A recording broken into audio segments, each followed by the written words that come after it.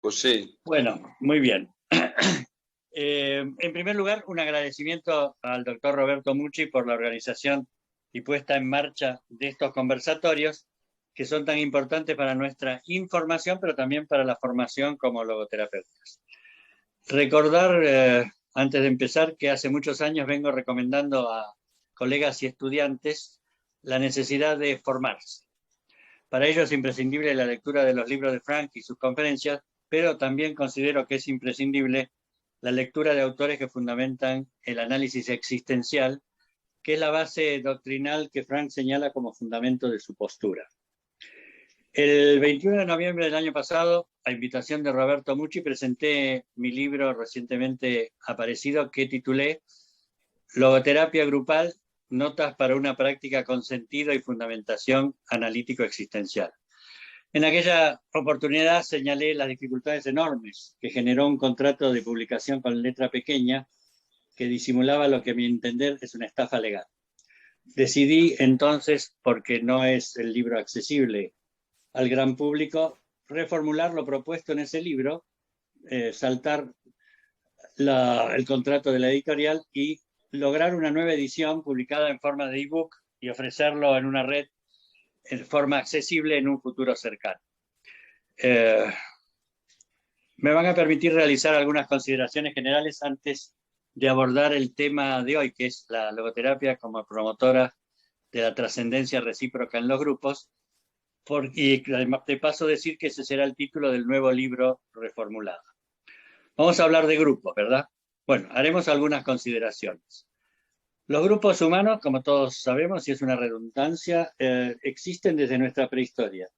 Miles de años de evolución del proceso de hominización, siempre en grupos, dejando huellas a lo largo de ese proceso.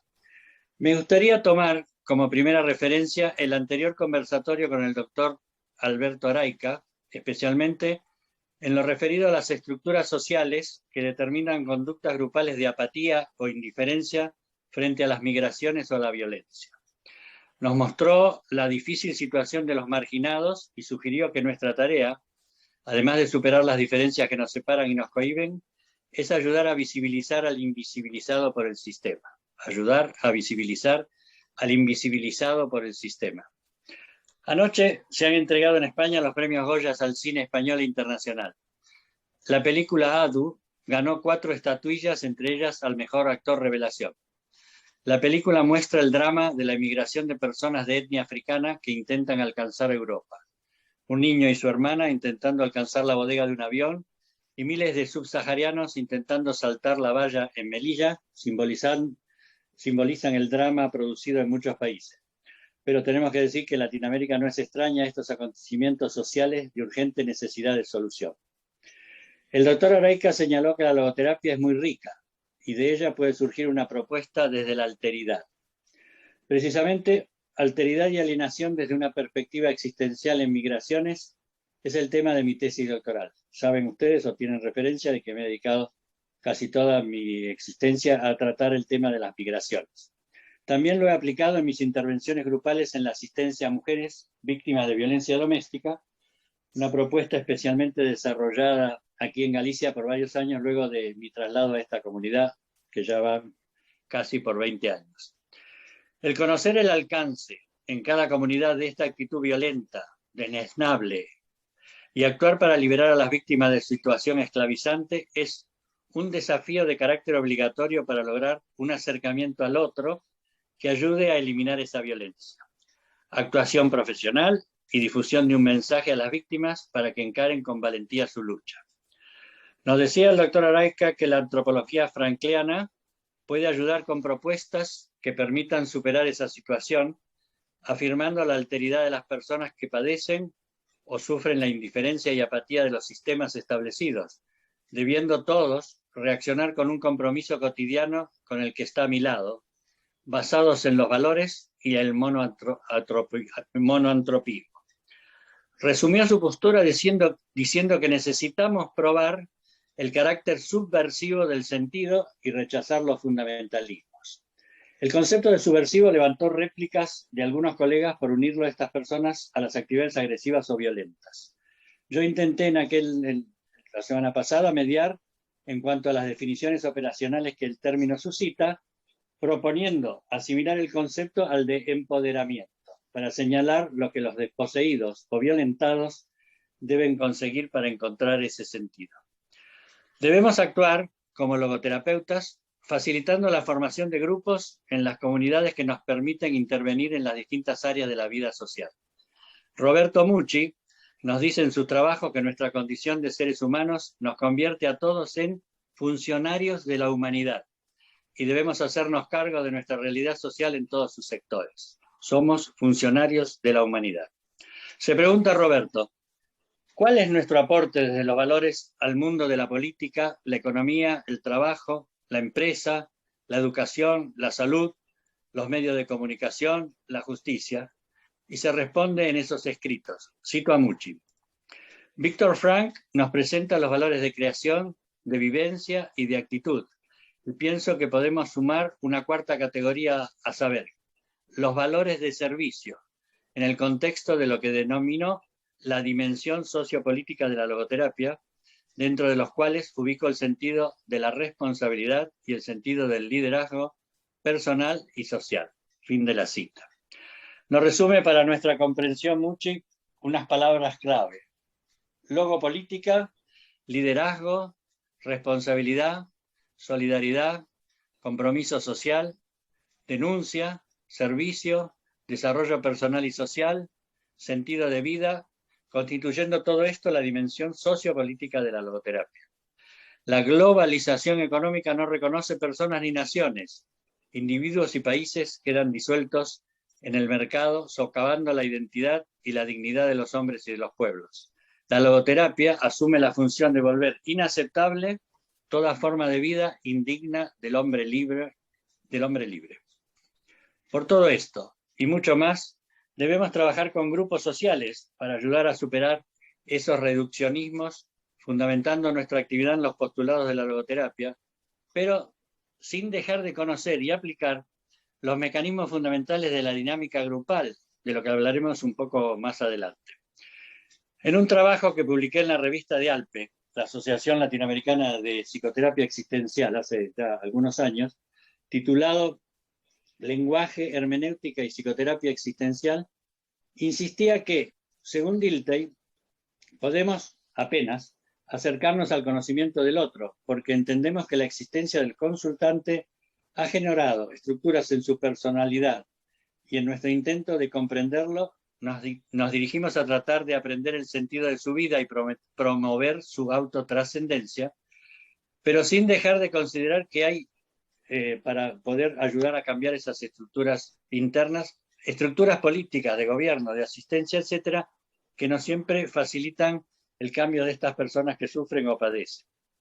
Este es un concepto verdaderamente revolucionario y podemos decir hoy subversivo, en la medida que este término significa del latín subversum, supino de subvertere, subvertir.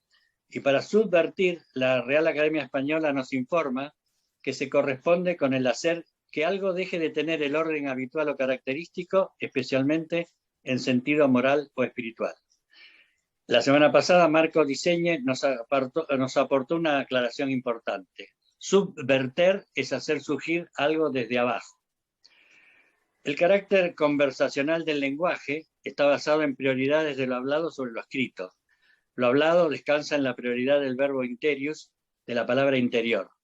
El esplendor total del lenguaje solamente se expresa en la conversación.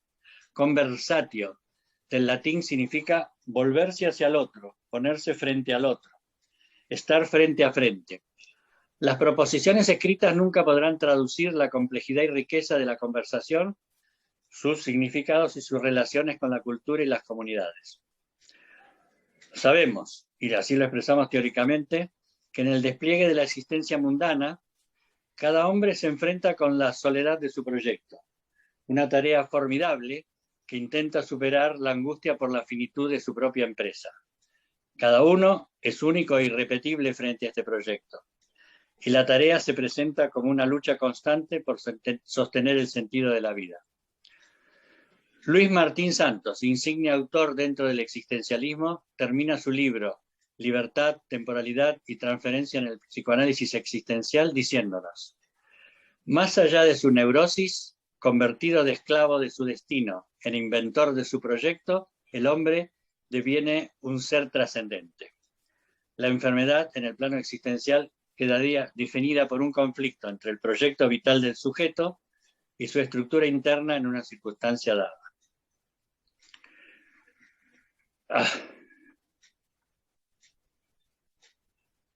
Y nos dice Frank en El hombre doliente, página 49. Pero si la humanidad quiere encontrar un sentido que sea válido para todos, debe dar un nuevo paso. Después de haber alcanzado hace miles de años el monoteísmo, la fe en un solo Dios, debe llegar a creer en una sola humanidad. Hoy necesitamos más que nunca un monantropismo. Y pasa inmediatamente a considerar el concepto de autotrascendencia, tema que nos ocupa hoy en especial, diciéndonos, cito a Frank: si el ser humano es un ser espiritual que trasciende por lo tanto la física y la psique, el logos, sentido, es el aspecto objetivo y la existencia el aspecto subjetivo de esa espiritualidad. Pero ambos quedan salvados y unidos entre sí mediante la autotrascendencia esencial del ser humano, que yo defino como la supertransferencia hacia algo, hacia alguien, hacia un sentido por cumplir o hacia un semejante que sale al encuentro.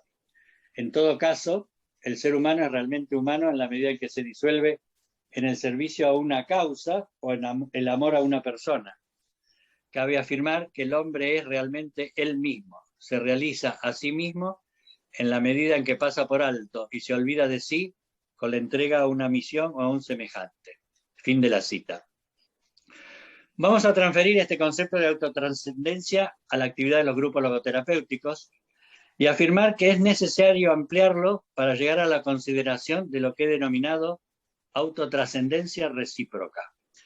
Esto se lo hemos expresado al doctor Frank personalmente en Caracas en el año 1985, en ocasión de un viaje que habíamos hecho con él hasta Venezuela, varios colegas argentinos, donde Frank participó en un congreso sobre familia y seguidamente en otro congreso de logoterapia. Escuchó atentamente mientras yo le contaba mi quehacer en los grupos y entonces me pidió el libro que yo le había dado para autografiar y dibujó unas caricaturas suyas, mía y de Acevedo, que guardo como un tesoro. Está por ahí las caricaturas de Frank, que se dibujaba a sí mismo muy bien. En los grupos es posible elaborar entonces elaborar y superar la frustración existencial y la carencia de una voluntad de sentido propia de nuestra sociedad de consumo y vacío existencial, mediante la apelación y la cura de unos con otros. En los grupos logoterapéuticos no llega al alta quien realizó más cantidad de catarsis o ha contado más episodios de su vida, sino aquel que ha contribuido de forma permanente en la ayuda a sus compañeros. Y cuando alcanza el reconocimiento grupal de esa calidad de participación, son los otros los que fundamentalmente deciden el alta. Por supuesto, contando con la opinión del logoterapeuta. Entonces podemos decir ahora, de acuerdo a nuestra propuesta, que la autotrascendencia recíproca entre dos o más personas, comunidad, es de mayor valor que la autotrascendencia de una sola persona hacia el mundo de las cosas, de las tareas o el servicio de los otros. La autotrascendencia personal prepara la recíproca y ambas se complementan y potencializan.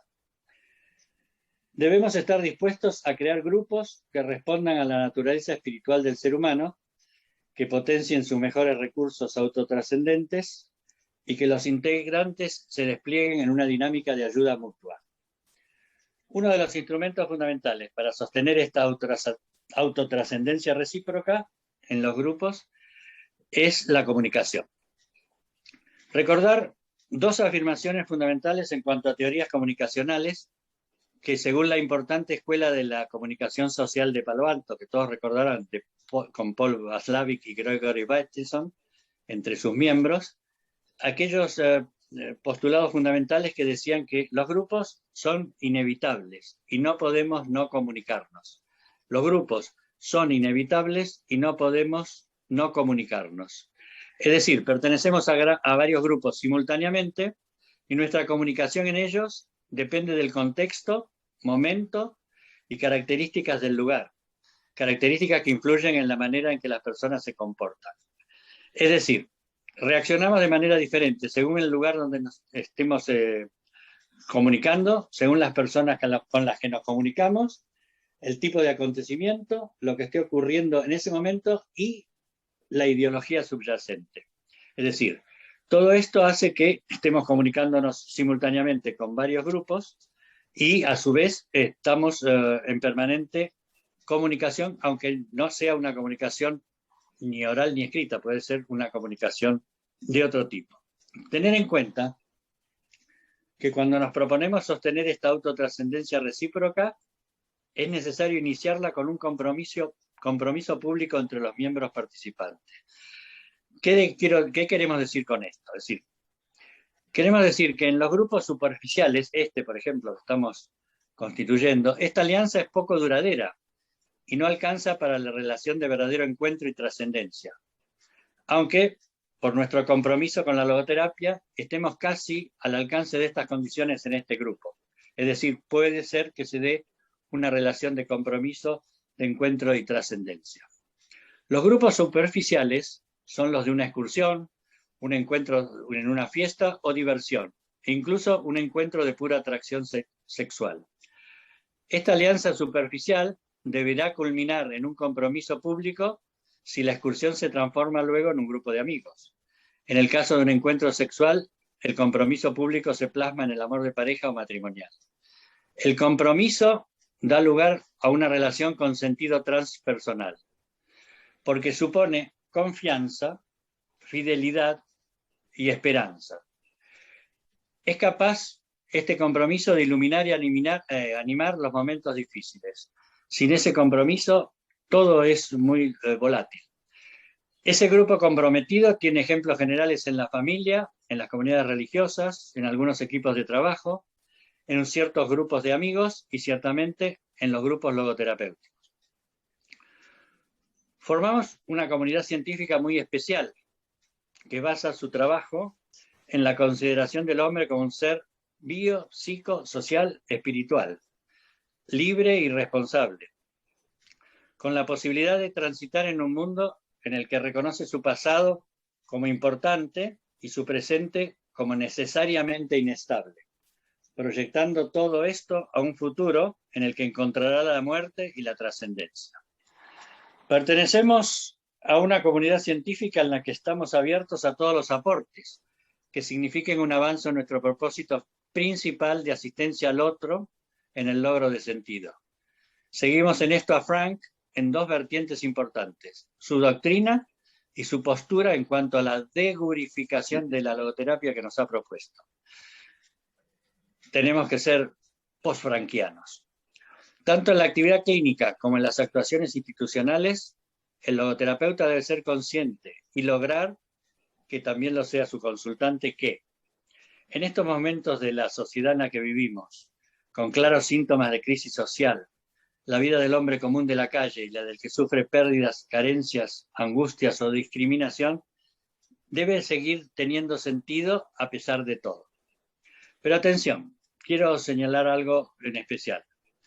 La actividad clínica se realiza únicamente por profesionales formados en lo que denominamos conocimiento de la psicopatología, y fundamentalmente esa actividad le pertenece a psicólogos, médicos o psiquiatras. En las actuaciones en instituciones, comunidades sociales, religiosas, filosóficas o políticas, puede ser encarada la transmisión de la logoactitud por personas que han adquirido formación específica en los fundamentos de la logoterapia en cursos, conferencias o seminarios. En stricto sensu no es logoterapia como sinónimo de psicoterapia frankliana. Deberíamos llamarlos grupos de logoactitud. Los instrumentos fundamentales para sostener esta autotrascendencia recíproca son la comunicación, el reconocimiento mutuo, la afirmación de la identidad personal, la autenticidad, la apelación y la cura. Cada uno de estos conceptos son muy importantes y merecen un conversatorio especial a cada uno de ellos dedicado. En su libro Psicoterapia y Humanismo, en el que dedica todo un capítulo a lo que denominó la crítica del puro encuentro, Frank nos dice que el grupo de encuentro adecuadamente concebido no solo favorece la autoexpresión de sus miembros, sino que promociona también su autotrascendencia. En Psicoterapia y Humanismo, página 88. Es decir, grupos adecuadamente concebidos. Y Frank tenía mucho cuidado en señalar la diferencia en lo que dijimos antes entre grupos de encuentro o logoterapéuticos y grupos de catarsis o de relación de otro tipo. Podemos leer antecedentes de esta consideración de Frank de los grupos de encuentro en cartas de Lucas y Fabri en el libro Tras las huellas del Logos, donde hay cartas en la que Frank, la que hablan sobre estos grupos de encuentro que concibe Frank, o releer el libro de Paco Bretones, La logoterapia es obvia. A esta altura de lo que estamos hablando podemos citar algunos autores, pero en estos libros encontramos, estos dos libros que mencioné, suficientes conceptos sobre la autotrascendencia. Otros autores, por ejemplo Langley, Alfred Langley, citando nuestro tema principal en su libro Víctor Frank, una biografía, en la página 77 dice: en la vida de Frank fue una divisa personal el deseo de consagrarse a otros, el llegar a ser él mismo viviendo por completo para otros. Esa idea directriz se convertiría más tarde, bajo el concepto de autotrascendencia, en un componente esencial de la logoterapia. Frank ostentaba siempre esta divisa no solo como médico, también era el ideal que regía en sus conferencias. El mismo Langley cita un encuentro entre Heidegger y Frank. Nos dice que hablaron en primer término de la temporalidad de la existencia y del estar en el mundo de los hombres. Al final, Heidegger dijo: si no lo entiendo mal, señor Frank, lo que usted expresa en su concepto de autotrascendencia es incidentalmente el mismo que expreso yo con el mío de estar en el mundo. Entre los argentinos, el doctor Juan Alberto Echeverri, en su libro Víctor Frank y la logoterapia de 1990, nos relata cantidad de información sobre los viajes de Frank a América y nos dice: la dimensión espiritual está lejos de ser bien representada como una esencia puntual. Frank habla del eje de la persona, un vector cuyo cuerpo indica dirección o orientación en lo profundo de la persona, haciendo salvedad de que no es un concepto topológico, sino un concepto psicológico, en cuya punta de flecha indica sentido hacia la autotrascendencia. Se habla de autotrascendencia en cuanto pertenece a la esencia del hombre, el ir más allá de sí mismo. Otro filósofo argentino, Norberto Spinoza, en su libro La concepción de la conciencia en la logoterapia de Frank, en su página 65 nos dice: el tema de la autotrascendencia lo explica relacionándolo con las teorías de Heidegger y Nietzsche, especialmente en cuanto a los conceptos de existencia y libertad. Se me traba.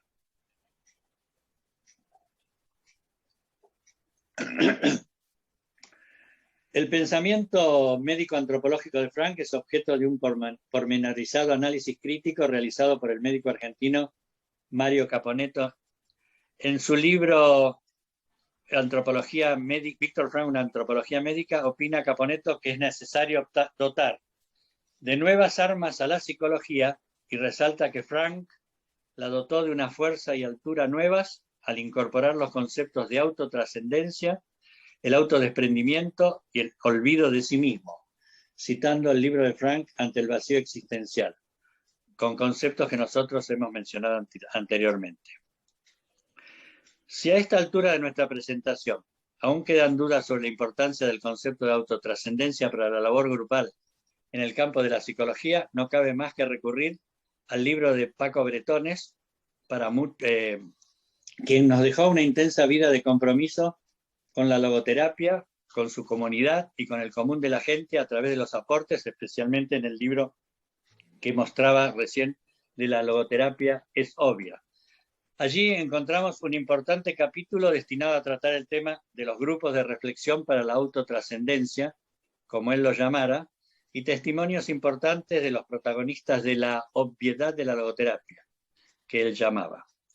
En un párrafo de ese libro, en la página 95, nos dice Paco Bretones: el grupo de reflexión para la autotrascendencia, sin pretenderlo, practica una de las técnicas para vencer o enfrentar las obsesiones, las depresiones y todo tipo de conflicto que nos encierra dentro de nosotros mismos. La desreflexión, así lo dice él, nos libera del ensimismamiento que está presente en mayor o menor escala en casi todos los conflictos psicológicos.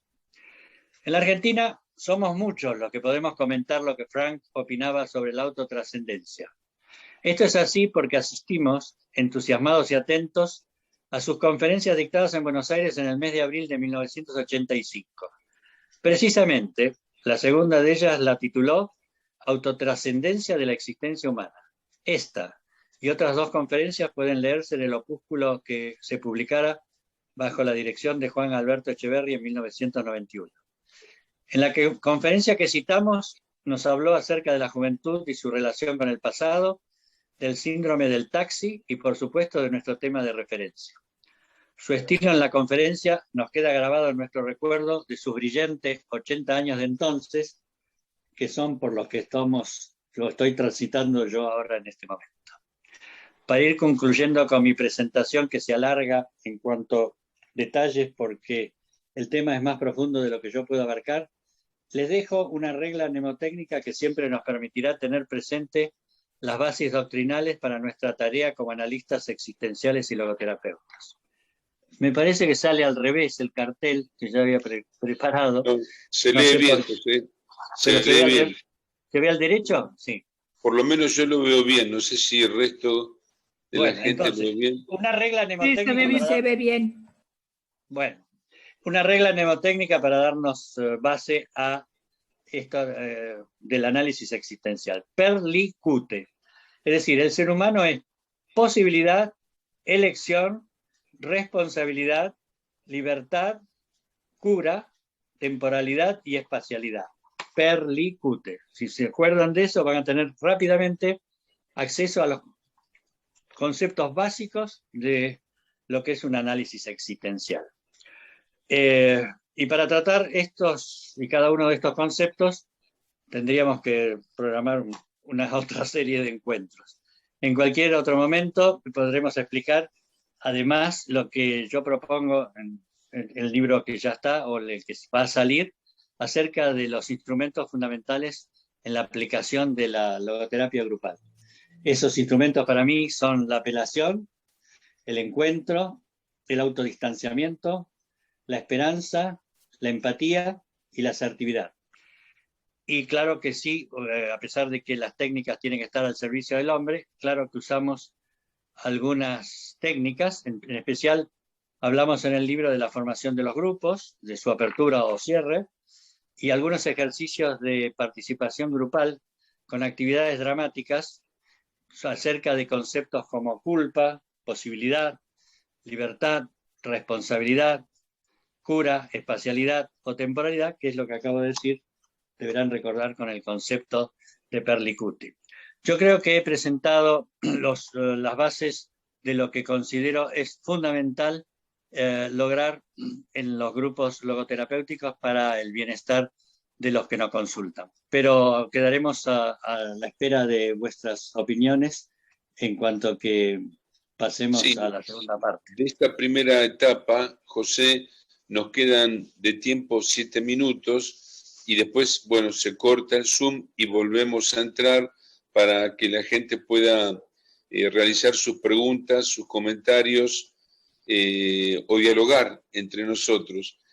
Para lo cual pediría que aquel que desea hacerlo nos diga el nombre, el país desde donde nos está viendo y que formule su pregunta, así nos vamos conociendo y vamos de paso tejiendo esta idea de grupo entre nosotros, nos vamos conociendo nombre y lugar de pertenencia.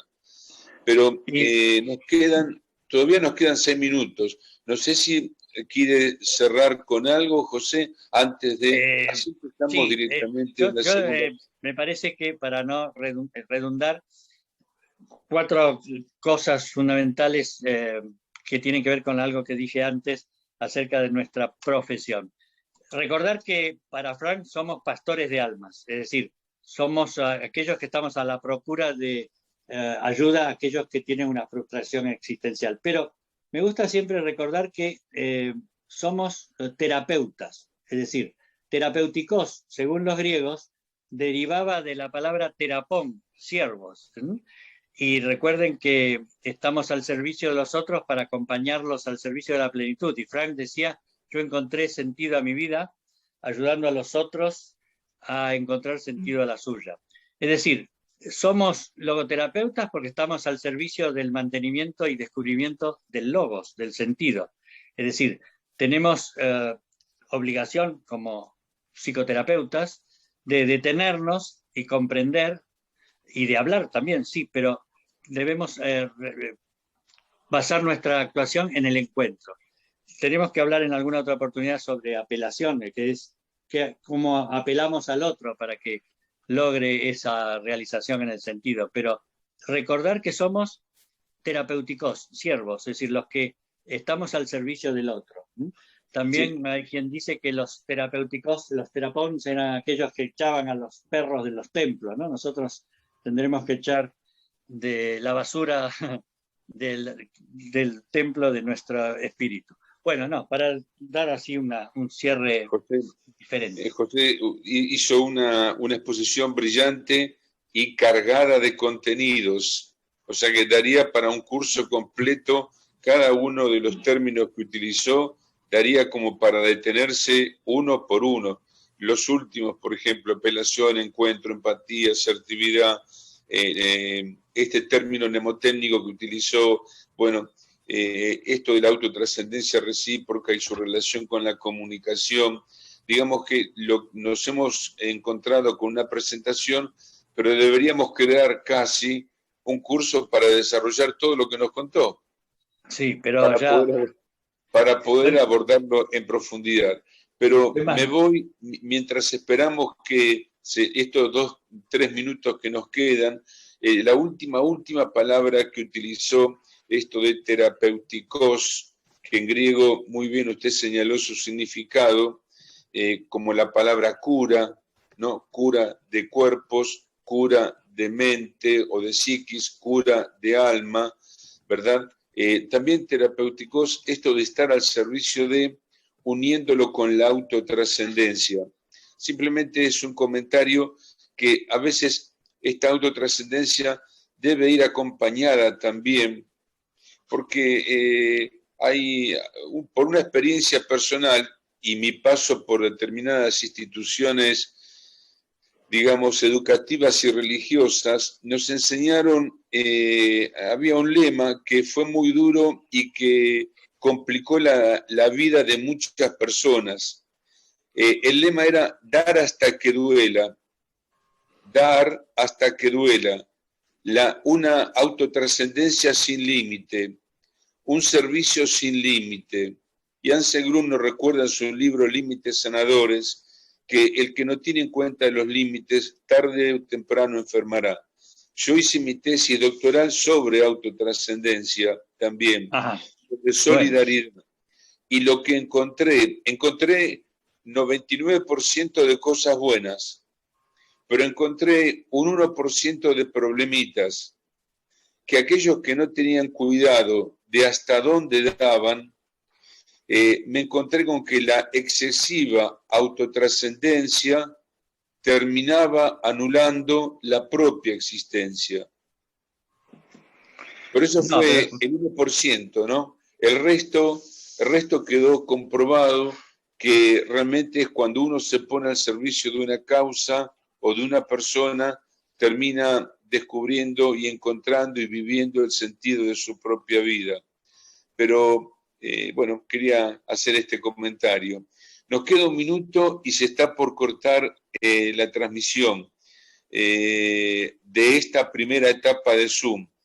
Yo les pido que cuando volvamos a entrar, cuando se corte, denme 1 minuto para poner la degrabación y después tendrán la oportunidad de participar y de dialogar con el doctor José Martínez Romero.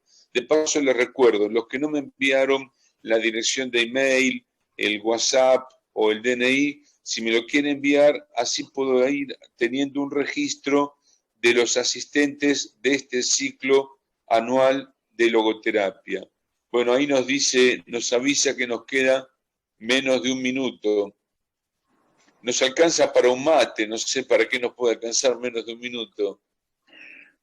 Sí, para ver quiénes están y saludarnos entre todos. Yo estoy muy agradecido de que haya algunos que conozco desde hace muchos años y otros que estoy conociendo a través de los encuentros, cuando yo con mucho gusto participo escuchando a otros conferencistas.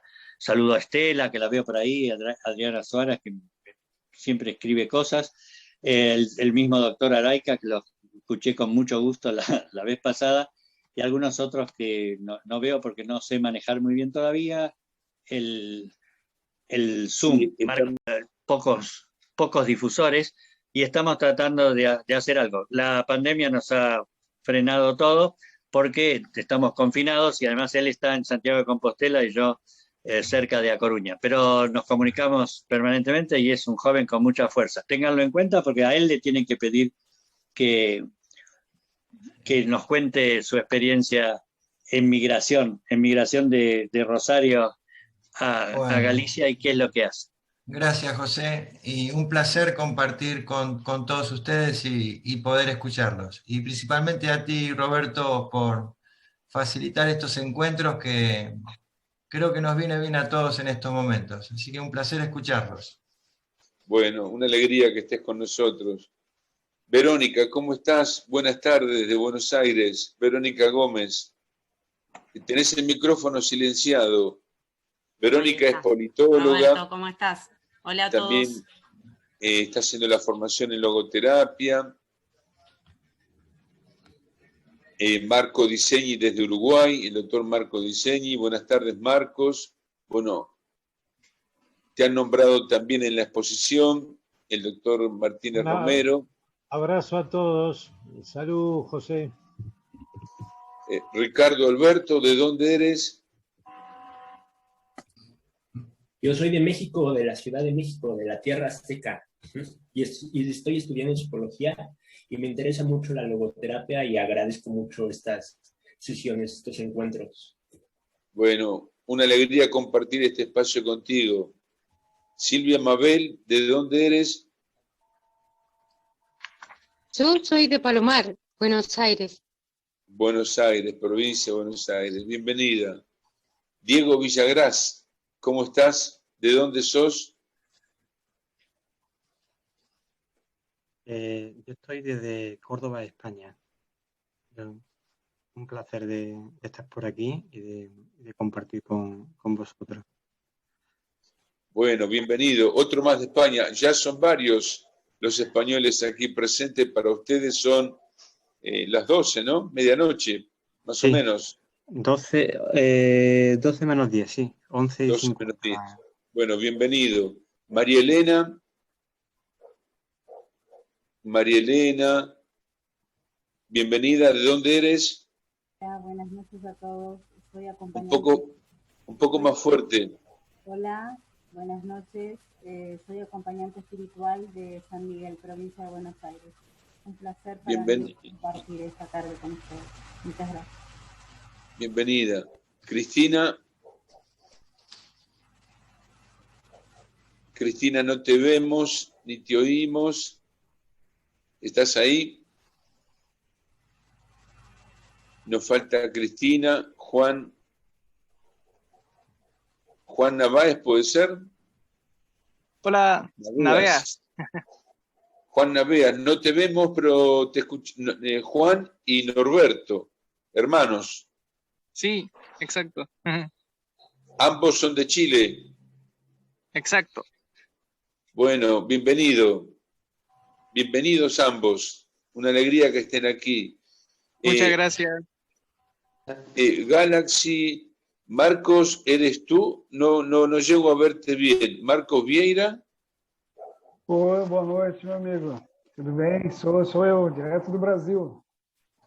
Qué alegría, Marcos, verte. No veía tu nombre. Bienvenido a este espacio. Obrigado, Roberto. Bueno, creo que ya he nombrado a todos. Estamos todos presentados. Está realizada la presentación del doctor José Martínez Romero, con una cantidad de temas que, bueno, nos ha enriquecido y mucho, y ha dejado mucho por preguntarle, por comentar. No sé quién quiere comenzar haciendo alguna pregunta o algún comentario. Roberto, soy Estela Espano. Bienvenida. Hola, Estela. Mira, Estela, ¿cuándo es tu cumpleaños? ¿En esta semana? No, el 30, pero figuro en el documento como el 4 de abril. El 30 de este mes. Hay el 4 de abril, Estela cumple 9 hermosas perlas. ¿9? 9. Hola, Roberto. Bueno, quería hacerte solo un comentario sobre lo que expuso José. Es un comentario especialmente, se lo estoy dirigiendo a Karina Sinali, que vio que está hoy en la reunión. Tiene que ver con el tema de las personas mayores, la autotrascendencia y el encuentro con su realidad. En general, las personas mayores, muchas, tienden a aislarse y eso es negativo para ellos, porque el aislamiento puede llevar a un sentimiento de soledad y de abandono. Entonces, es muy importante, digamos, fomentar en la persona mayor la necesidad de participar y de comunicarse con el medio que la rodea. Pero para eso también tiene que haber un mensaje hacia la familia, hacia digamos, el medio que rodea a la persona, porque es muy importante que la familia estimule ese encuentro, porque el anciano más que nadie es el que debe autotrascender para todos. Bueno, nada más que eso. Muchas gracias, José. Perfecto tu trabajo, muy didáctico, muy pedagógico. Te quería decir, Estela, sí.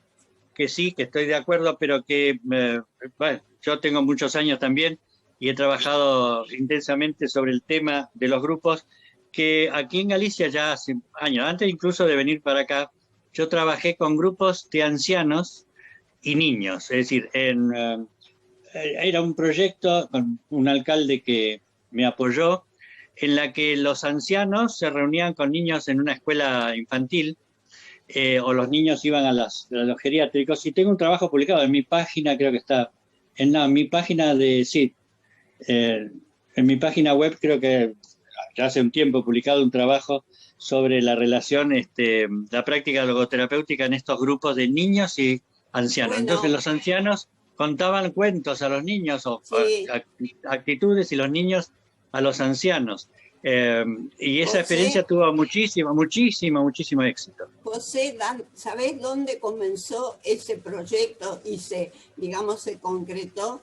En el Japón, pero te estoy hablando de hace 40 o 50 años, que ellos ya tenían, digamos, lugares para recibir ancianos y niños, y también a jóvenes estudiantes que les daban la posibilidad de que tuvieran un hogar y acompañaran a los ancianos. Es muy importante. Claro, no es por insistir en el tema de hoy, porque claro, yo soy el protagonista, pero lo que pasa es que en esos grupos precisamente se daba la autotrascendencia recíproca, es decir, la autotrascendencia de los ancianos, porque tenían, no eran ancianos internados. Yo tengo fotos sacadas de ancianos que se acercaban a las rejas de un jardín de infantes para hablar y contar cuentos a los niños que jugaban en el recreo. Tengo fotos de ancianos en el puerto de una localidad, Corcubión, conversando con niños que jugaban en una plaza. Es decir, la autotrascendencia del anciano está en la tarea comunitaria que realizaban porque estaban jubilados. Y los niños, a su vez, autotrascendiendo en la comunidad porque conocían a esas personas y luego yo lo que propuse, con la incorporación de mayores, o sea, de padres, es decir, responsables, una ayuda y una asistencia de unos con otros, porque la localidad tenía, es decir, bueno, como pasa en Galicia, el pueblo empezaba en la altura y bajaba, y muchos ancianos no podían bajar a hacer sus compras, etcétera. Entonces organizamos un servicio de ayuda de adultos, y los niños colaboraban para encargos que le daban o para conversar. Tengo fotos de un señor que tenía cortada una pierna y que se sentaba en la calle, allá arriba en el pueblo, esperando que vinieran los niños o a charlar con él, porque no podía salir de su casa por la condición, no porque no tuviera silla de ruedas, sino porque era imposible bajar porque era una pendiente muy grande. Así que sí, los grupos de ancianos, yo en el libro, ese que se va a reeditar de forma, espero hacerlo en el futuro, hablo de los grupos de niños y ancianos, pero también hablo de los grupos de trabajo y los grupos de desocupados. Hay muchísimos grupos en los que se puede lograr esa autotrascendencia recíproca haciendo tareas que tengan que ver unos con otros. Es decir, en realidad, no formar un grupo para que un asistente social ayude a una persona, sino para formar un grupo en el que unos ayuden a los otros. El trabajo que le encuentra un compañero de grupo es mucho más importante que el que le encuentra un funcionario en un grupo de autoayuda.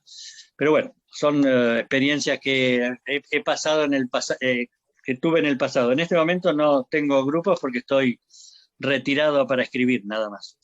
José, me parece que sería muy bueno comparar algunos términos como el de altruismo, autotrascendencia, y usted agrega ahora autotrascendencia recíproca.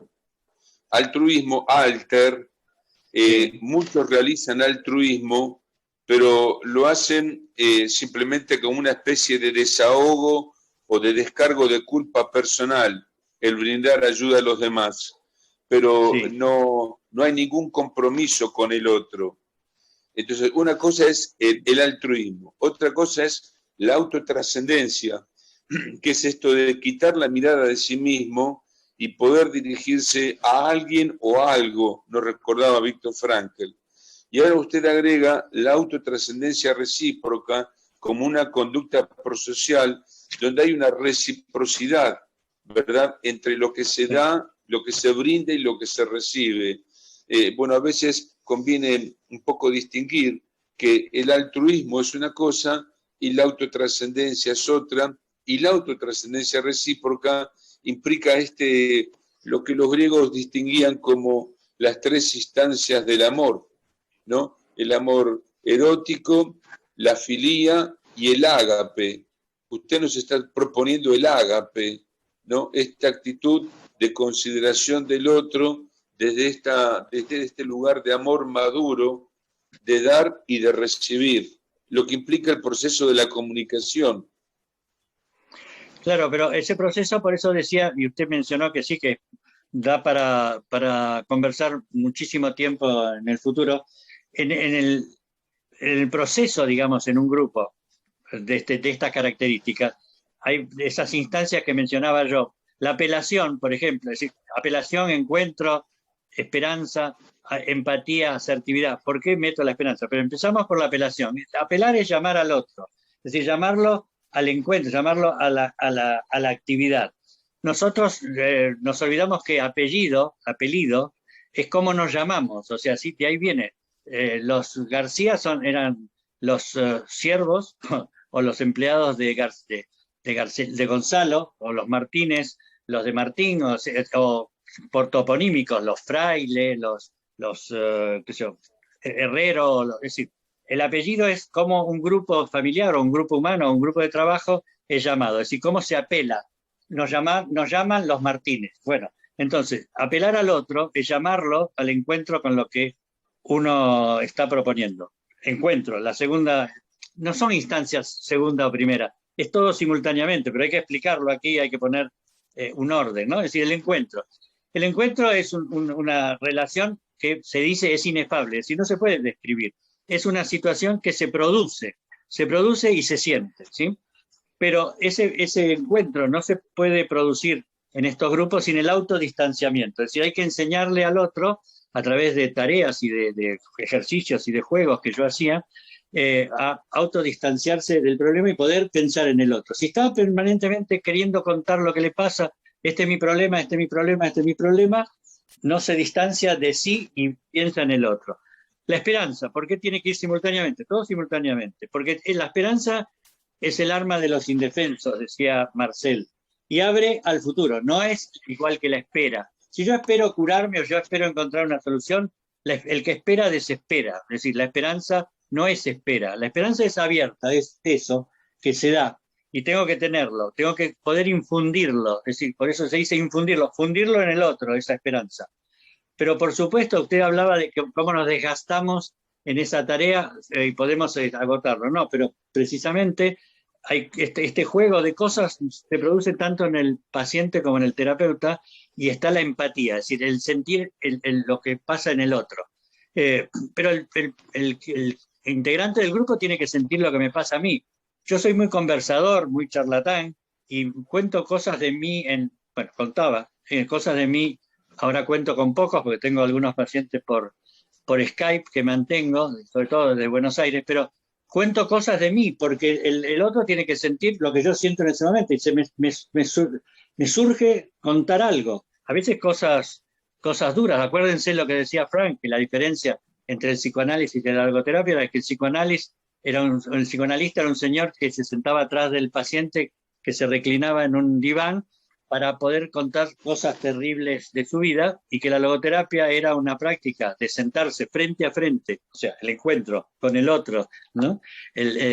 Para poder el logoterapeuta decirle cosas terribles acerca de la existencia que tenía que superar, ¿sí?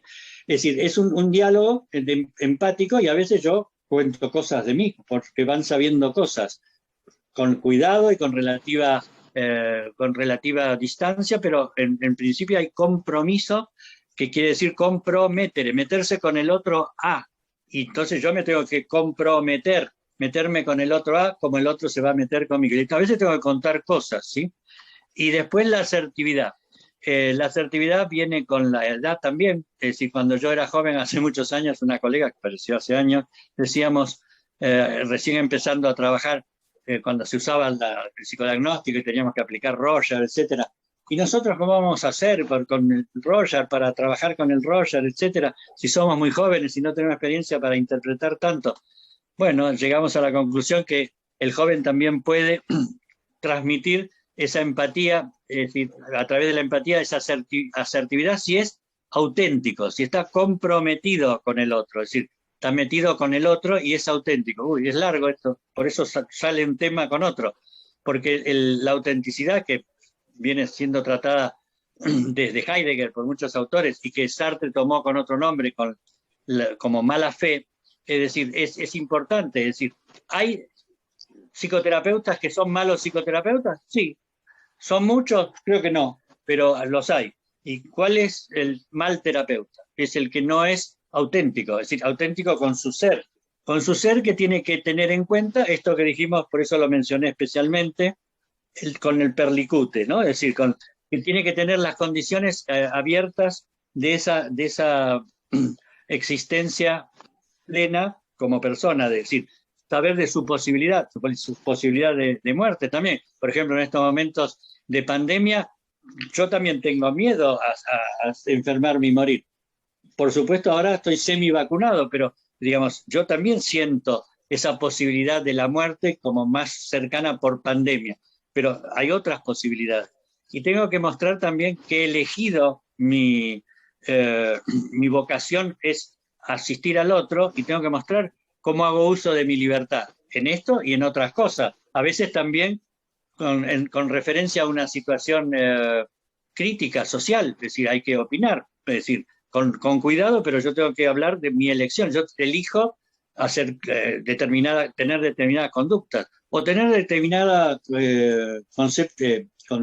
concepto ético. Estoy de acuerdo con tal cosa o no estoy de acuerdo con tal otra, sobre todo en temas muy difíciles como divorcios violencia, aborto, es decir, son temas en los que hay un compromiso y tiene que mostrar el terapeuta cómo hace uso de su libertad y por consecuencia de su responsabilidad. Y entonces todo eso va mezclado, porque mencionaba usted lo de terapeuticos y cura. Cura es muy sencillo, etimológicamente es cuidado del otro, es decir, me acuerdo de las películas italianas del neorrealismo, decían siempre, a cura a ti, o sea, al cuidado de la dirección de tal cosa. Quería comentar 3 de las palabras que nombró con respecto al término apelación. Bueno, contamos con el libro del doctor Bretones, Apelación a la vida como tarea existencial. En realidad, todo ser humano recibe desde el momento de su nacimiento una apelación de la vida a realizar una tarea existencial. Pero esto no es de Paco Bretones ni es de Viktor Frankl, sino que ya venía de la filosofía griega, cuando yo insisto con esto, cuando Sócrates señalaba que debemos conocer quiénes somos, nuestra identidad y para qué existimos, si no corremos el riesgo de llevarnos por la marea de la vida, por lo que los otros dicen o hacen. Está implícito en el hombre esta apelación como tarea existencial. La segunda es la palabra esperanza. Usted relacionó esperanza con espera y después desarrolló otra idea más, pero el término esperanza es visto etimológicamente, sí, por un lado como espera, de ahí viene la palabra expectatio, el espectador, el que está sentado en una sala de teatro, contempla pasivamente lo que los actores realizan en el escenario. Esa no es la verdadera esperanza.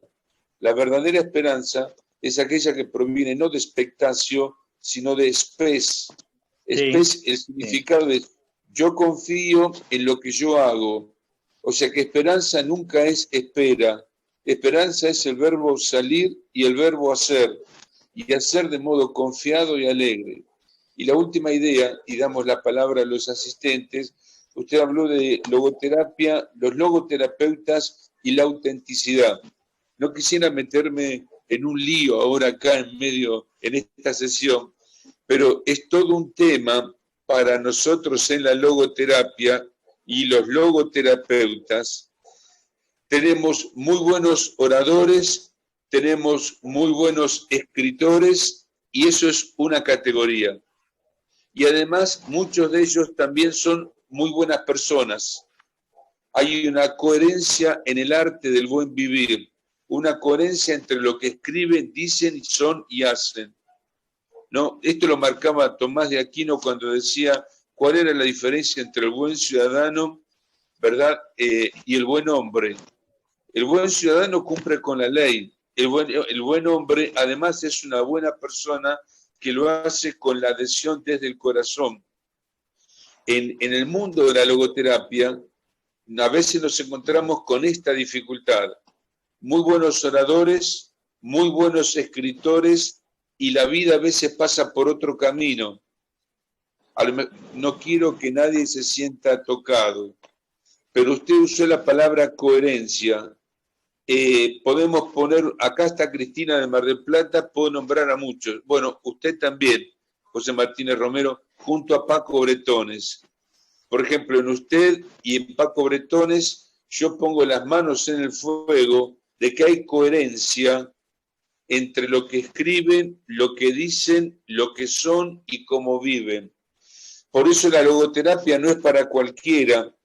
La logoterapia no es fácil. La logoterapia no es para todos. No es solamente una corriente científica que se lee en los libros y se predica. Es un estilo de vida que es difícil de realizarlo, pero es posible, porque va acompañado de la vida. Es un estilo de vida. Nosotros, yo quiero marcar, y acá cierro, la diferencia entre los sofistas y los filósofos. Los sofistas eran muy buenos vendedores de ilusiones a través de la retórica, cobrando. Eran maestros que cobraban, eran excelentes oradores, muy buenos maestros en el arte de labrar. Pero otra cosa eran los filósofos en la antigua Grecia. El filósofo, independiente del rédito económico, buscaba la verdad, buscaba el bien, buscaba los valores y la coherencia de vida. Entonces nos pasa también en la logoterapia que tenemos muy buenos sofistas y también tenemos muy buenos filósofos. Bueno, no sé si los confundí, No, pero... lo que yo quería decir con cierta soberbia, que para saber si en mi caso hay coherencia o no entre postulados y vida en estos últimos 50 años de ejercicio profesional, hay que preguntarle a algunos que fueron pacientes míos hace 50 años y aún hoy se comunican conmigo. Entonces, seguramente esos pocos, o muchos, no sé, que me conocen, es decir, podrán dar testimonio, pero no es cuestión hoy día de preguntarles, sino en afirmar eso que usted dice, es decir, debemos señalar, como lo hice al principio de mi presentación, que hay que formarse, que hay que estudiar, que hay que leer a los autores de todo tipo, no interesa cuáles, que hay que trabajar para poder incorporar muchísimas ideas que nos enriquezcan, y entonces esa autenticidad, nuestro deseo de ayudar al otro, se ve enriquecida por actuaciones que van siendo cada vez de mayor calidad. Entonces, la calidad se recibe con la formación, con el tiempo, con la práctica, porque todos cuando empezamos a estudiar o cuando nos recibimos recién, por supuesto que queríamos ayudar al otro y estábamos dispuestos y teníamos toda la voluntad y la autenticidad, pero nos faltaba a lo mejor experiencia. Eso en mis tiempos se soslayaba con lo que se llamaba controles o con jefes o con figuras, etcétera, etcétera. Entonces, hoy día estos grupos, que estamos teniendo y otros grupos, tienden a poder ayudar a la gente, así a los colegas, a tener una covisión, no una supervisión, una covisión de lo que es, que yo insisto en esto y no en la supervisión, en la covisión, es decir, una persona con mayor experiencia que transmite al otro para que el otro pueda aprovechar esa experiencia y crecer, pero no con soberbia, sino con disponibilidad, con entrega, porque esa es nuestra profesión y si la amamos como vocación, queremos que el otro aprenda bien a asistir a mucha más gente, o sea, es decir, transmitir el legado, como me lo transmitieron a mí muchos maestros, en especial Frank, y no es que yo nombre a Frank por querer, como dicen los porteños, que tengo que acordarme que soy porteño también en origen, por mandarme la parte, no, es porque he mamado muchas cosas, no solo en los libros, sino en actitudes. He tenido el privilegio de acompañarlo en muchas cosas cotidianas, es decir, qué sé yo, me acuerdo en Mendoza, en sacarle, o sea, que me entregara del bolsillo de su chaqueta los tickets para retirarle las maletas mientras tentaba una conferencia de prensa, y bueno, la cosa de servicio, es decir, entonces tuve muchas cosas cotidianas y he podido apreciar la coherencia de su vida con las cosas que decía, porque no se puede apreciar en un disertante todo, aunque las actitudes que él tenía en las conferencias eran muy sugestivas de su vida privada, pero donde se ve a la persona es en el actuar cotidiano, es decir, en las pequeñas cosas. Y entonces eso para mí fue un privilegio. Los que lo conocemos damos garantía que usted es una persona de estas coherentes e íntegras como lo era también Paco Bretones. Bueno, muchas gracias. Forma parte de ese grupo de los que Munier dice que dejan huellas de humanidad porque son maestros, testigos y profetas. Dentro de ese grupo lo ponemos a José Martínez Romero. Bueno, muchas gracias.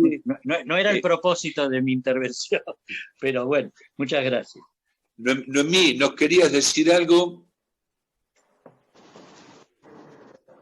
¿No? ¿Alguien quiere sumar algún comentario, alguna pregunta? Hola, José Roberto, Miguel, ¿cómo estás? Ah, Miguel, no te había visto. Miguel desde Estados Unidos, aunque es de República Dominicana. Sí, que estuve viendo, escuchando algo ahí que me llamó la atención, pero quisiera ver más o menos, preguntarle al señor Obando la relación entre autodistanciamiento y ensimismamiento?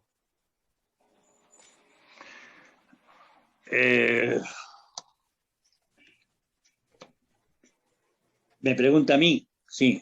Sí. Creo que se definen por su etimología, es decir, el ensimismamiento es meterse en sí mismo, es decir, tener una, a ver, incluso acentuar que se puede hablar de una actitud egocéntrica, pero a mí me gusta hablar más de una actitud egosintónica, es decir, que está conectado con sí mismo únicamente, ensimismado, es decir, metido en sí mismo. Y el autodistanciamiento es tener la posibilidad, el hombre tiene la capacidad, pero tiene que casi entrenarse a salir de la circunstancia tan difícil que está pasando y poder distanciarse de ella y pensar en el otro, o en un futuro, o en una circunstancia. Es decir, aquello que decía Frank de cuando las circunstancias son muy difíciles y no puedas cambiarla, lo que debes hacer es cambiar de actitud. Es decir, el autodistanciamiento es decir, las circunstancias son terribles, ¿qué hago? Tengo que cambiar de actitud, porque la circunstancia no la puedo cambiar, el que tiene que cambiar soy yo. Entonces es el autodistanciamiento. Me distancio de la circunstancia difícil y supero eso, por supuesto, apelando a valores que a veces son, hay que decirlo rápidamente, es decir, valores de creación. Bueno, entonces no puedo tener este lápiz, bueno, entonces tomo otra cosa o escribo con otra cosa, es decir, de creación de una circunstancia. Pero hay valores de experiencia, esto que estábamos diciendo hace un rato, justamente son los valores de experiencia, y también los que acá vienen para salir del ensimismamiento, los valores de actitud. Es decir, entonces hay una pandemia, me encierro a mi casa. Me encierro porque lo dicen así las autoridades sanitarias y tengo que cuidarme, es una cosa. Si me encierro por miedo, por no poder superar la situación, me angustio, entro en crisis, etcétera, estoy ensimismado. No puedo superar esa circunstancia de la que tengo que salir distanciándome del problema y encontrando una solución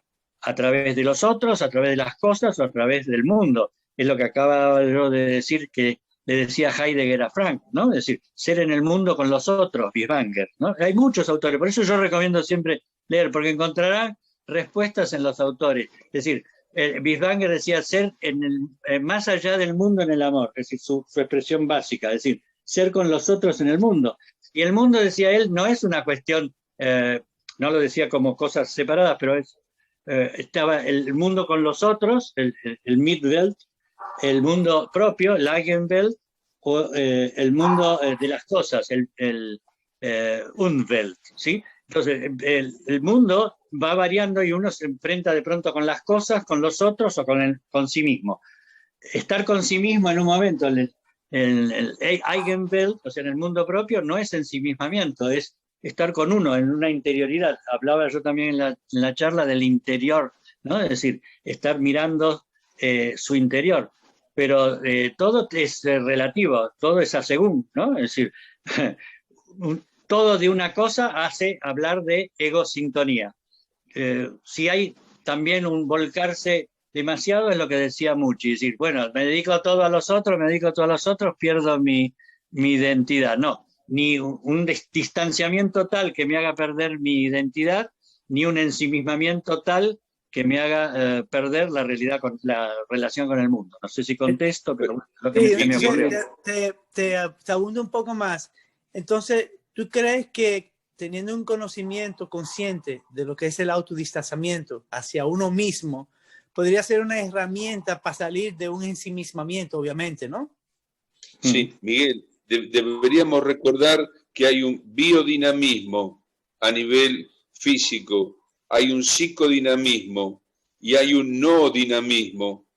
En la logoterapia hablábamos de la no dinámica, los dinamismos del espíritu. Dentro de los dinamismos del espíritu hay 4: el autodistanciamiento, la autotrascendencia, la responsabilidad y la libertad. Sí. Y ahí está el test que Noemí Boado Landaburu elaboró, siguiendo un poco los aportes de Langel, sobre el análisis existencial, ¿verdad, Noemí?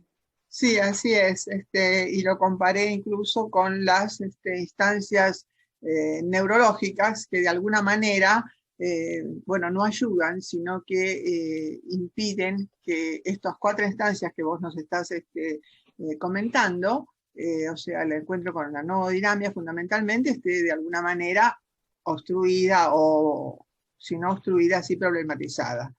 Y allí lo que salió realmente como número 1 es la apatía, como realmente una instancia que no nos permite activar nuestro espíritu, por decir de alguna manera, por más general. Miguel, la vida es movimiento. Hay un movimiento físico, hay un dinamismo intelectual y psíquico, y hay un dinamismo espiritual, hay un atletismo espiritual que tiene que ver con estos 4 movimientos: el autodistanciamiento, la autotrascendencia, el ejercicio de la libertad y el ejercicio de la responsabilidad.